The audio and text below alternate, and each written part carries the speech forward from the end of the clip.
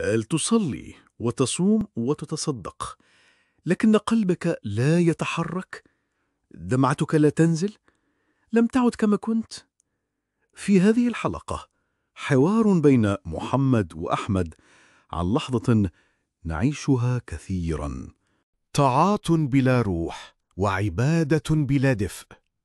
استمع إلى هذا الحديث فقد يعيد الحياة لقلبك.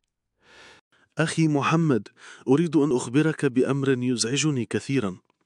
أنا أصلي وأصوم وأقرأ القرآن، لكنني لا أشعر بشيء، كأنني أقوم بواجب فقط، بلا روح ولا طمانينة ولا راحة كما كنت سابقا.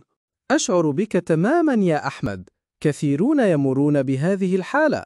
حين تصبح العبادة عادة فيفتر القلب وتضيع بوصلة المشاعر الإيمانية.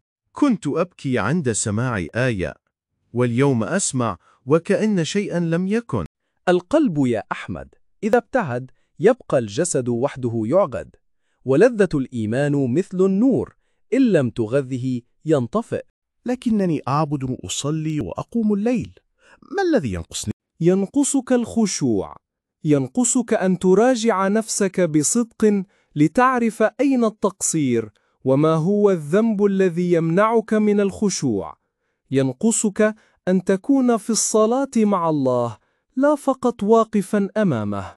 كلامك صحيح يا محمد. بالفعل يجب أن أراجع نفسي وأحاسبها. سأفكر في هذا بعمق، عسى أن يوفقني الله للخشوع مرة أخرى كما كنت سابقا.